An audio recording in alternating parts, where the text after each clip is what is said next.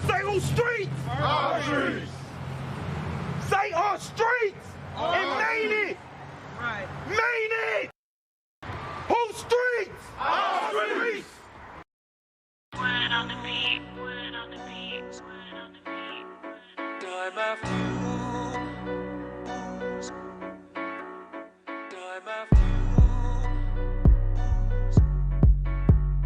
time after time after time after time after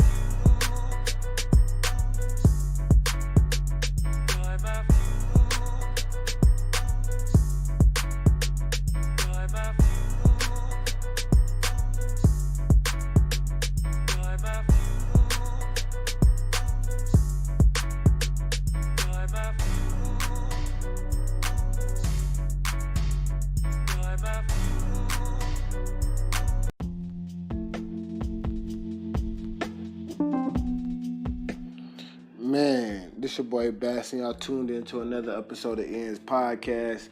Man, this podcast, we gonna touch on a little bit more about relationships, maintaining relationships. And if you running a business, we talking about, man, that customer support and then just client relationship management, man.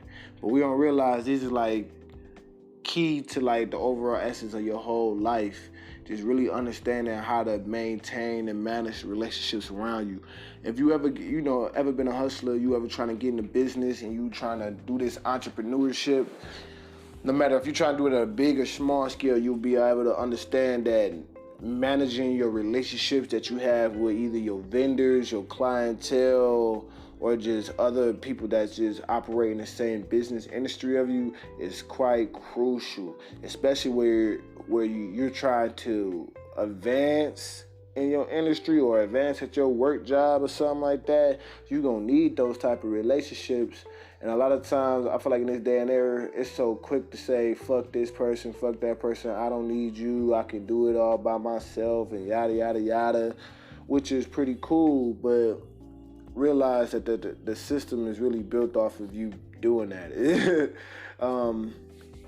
And more so of when you utilize and you work through and you manage those relationships, that is also a valuable skill trait to have in life, but it's also valuable in business.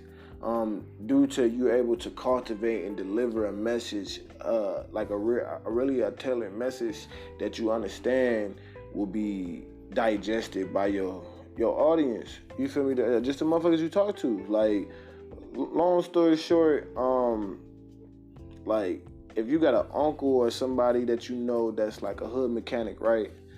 I always use this for example. Like, where I'm from, we always used to have like a hood mechanic or something like that, right? Now, the hood mechanic is, as the title will say, the hood mechanic, he's a mechanic for everybody in the hood. But for some odd reason, when he talks to you and you talk to him, it's like he's only your mechanic. And most of the ones that do it so well, they do it so well to the point where even in your head, you believe that they your only mechanic. I mean, that like they only your mechanic. Like you'll get to brag it to your friends and stuff like that when it come down to referring them for as, hey man, go talk to my mechanic, my ooh.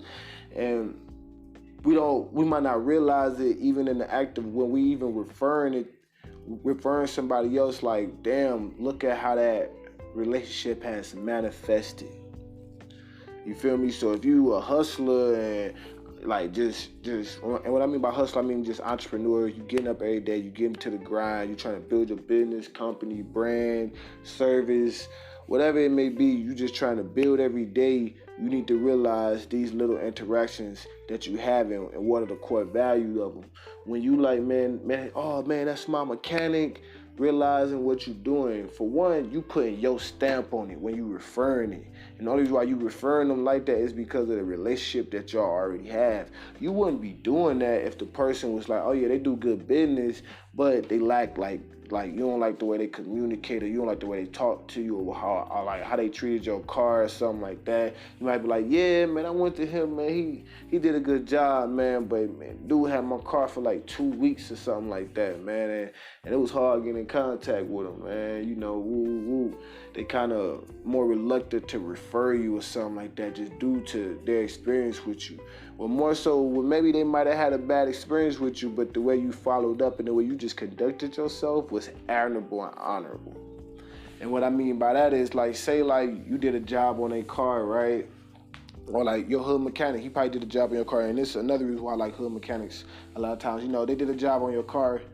It may be working, like they might have changed like a timing belt on your car or something like that. But after they changed it, your check engine light came on. Your check engine light was still on, so you pulled back around.